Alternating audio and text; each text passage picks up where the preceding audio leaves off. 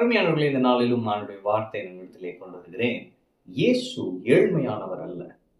நிறைய பேர் இயேசுவின் பிறப்பை வைத்து அவர் ஏழ்மையா இருக்கிறார், ஏழ்மையின் கோலம் எடுத்து அப்படின்னு சொல்லிட்டு அவர் ஏழ்மையா தான் இருந்தார் அப்படிலாம் சொல்றாங்க. ஆனா இன்னைக்கு நம்ம அதை பார்ப்போம். பாருங்க, இயேசு பிறக்கும் பொழுது சென்சஸ் எடுத்துட்டு இருந்தாங்க. ஸோ சென்சஸ் எடுத்தனால என்ன பண்ணாங்க, சொந்த ஊருக்கு யோசேப்பும் மரியாளும் வராங்க. அவர்கள் வரும் பொழுது என்ன நடக்குதுன்னா, மரியாளுக்கு பிரசவம் நேரிடுகிறது.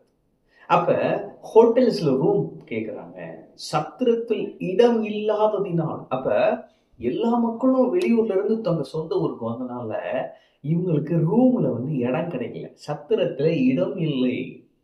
புரியுதுங்களா? அப்ப அப்படி இடம் இல்லாதனால என்ன பண்ணாங்க, முன்னணியில் கிடத்தினாங்க. அப்ப அதை பார்த்துட்டு உடனே என்ன சொல்றாங்கன்னா, இயேசு ஏழ்மையா தான் இருந்தாங்க, அவங்கள்ட்ட காசு இல்லை அப்படின்னு சொல்றாங்க.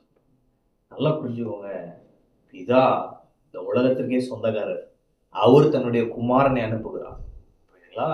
நீங்க பிலிப்பியர் படிச்சீங்கன்னா இருக்கும், அடிமையின் ரூபம் எடுத்து மனுஷர் சாயலானார். அப்ப தேவகுமாரன் அவ்வளவு பெரிய செல்வந்தர், இந்த பூமிக்கு சொந்தக்காரர், அவர் இந்த பூமிக்கு வர்றதே ஏழ்மையின் கோலம் தான் இல்லைங்களா?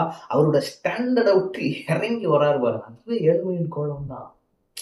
இயேசு பிறந்த போது அங்க ஏழ்மையா அவங்க மரியாளும் யோசேப்பு இருந்தாங்கன்றது தவறு பாருங்க. ஏன் அப்படி சொல்றேன்னா, நீங்க அடுத்து கொஞ்சம் படிச்சீங்கன்னா இருக்கும், மத்தேயு 2 பார்த்தீங்கன்னா 10ஆம் வசனம், அவர்கள் அந்த நட்சத்திரத்தை கண்டபோது மிகுந்த ஆனந்த சந்தோஷம் அடைந்தார்கள். இந்த சாஸ்திரிகள் வராங்க, அவர்கள் அந்த வீட்டிற்குள் பிரவேசித்து, வீட்டிற்குள், அப்ப இது நடந்து ஒரு 2 வருஷம், இயேசு பிறந்த ஒரு 2 வருஷம் கழிச்சு தான் இது நடக்குது. அங்க பாருங்க என்ன நடக்குது, பிள்ளையையும் அதன் தாயாகிய மரியாளையும் கண்டு சாஷ்டாங்கமாய் விழுந்து அதை பணிந்து கொண்டு, யாரை? பிள்ளையாக இயேசுவை பணிந்து கொண்டு தங்கள் பொக்கிஷங்களை திறந்து பொன்னையும் தூபவர்க்கத்தையும் வெள்ளை போலத்தையும் அதற்கு காணிக்கையாக வைத்தார்கள்.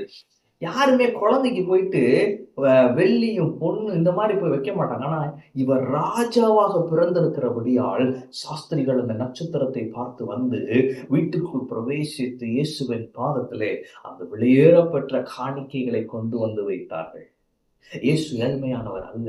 அப்ப இந்த இயேசுவின் பிறப்பை நம்ம தியானிக்கிறப்ப என்ன புரிஞ்சுக்கிறோம்னா, இயேசு இந்த பூமியில வாழும் பொழுது ஏழ்மையா வாழல, அவர் நல்லா இருந்தாரு. இன்னும் சொல்ல போனா 12 சீஷர்களை தன்னோடு வைத்திருந்தார்.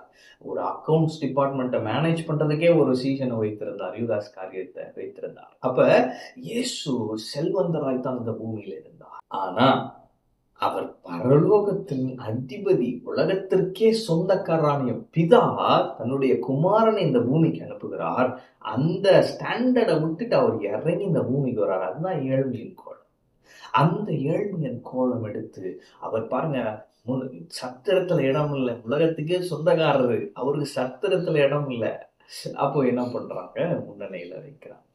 அப்ப இன்னைக்கு நான் சொல்றேன், இயேசு ஏழ்மையானவர் அல்ல. ஆனால் சிலுவையிலே அவர் உங்கள் நிமித்தமும் என் நிமித்தமும் தரித்திரரானார். அந்த ஸ்டாண்டர்டை விட்டு இறங்கி நமக்காக நம்ம இடத்துல வந்து நின்னார். ஏன் அப்படின்னா, நம்மளை அந்த ஸ்டாண்டர்ட் கொண்டு வரும்படியாய். ஆமென். அப்ப நாம் அவருக்குள் ஐஸ்வர்யவான்களாய் இருக்கும்படி அவர் நம் நிமித்தம் தரித்திரரானாரே. அப்ப சிலுவையில தான் அவர் தரித்திரரானார், அந்த ஸ்டாண்டர்டை விட்டுட்டு வந்துட்டாரு. எனவே இன்னைக்கு நான் சொல்றேன், இன்னைக்கு கிறிஸ்துவுக்குள் நீங்களும் நானும் ஐஸ்வர்யவான்கள். ஆமென். கிறிஸ்துவுக்குள் நீங்களும் நானும் செல்வந்தர்களா இருக்கிறோம். கர்த்தரை நம்புகிறவன் செழிப்பான். அப்ப செழிப்பு கர்த்தருடைய சுத்தமா இருக்கிறது. நீங்களும் நானும் செழிப்புள்ளவர்களாய் வாழ வேண்டும். எனவே இயேசு ஏழ்மையானவர் அல்ல. இயேசுவை தேடுகிற நாமும், இயேசுவை ஆராதிக்கிற நாமும் ஏழ்மையானவர்கள் அல்ல. கர்த்தரை நம்புகிற நாம் செழிப்போம். ஆமென். கர்த்தர் உங்களோடு இருக்கிறார். கர்த்தர் உங்களை ஆசீர்வதிப்பார்.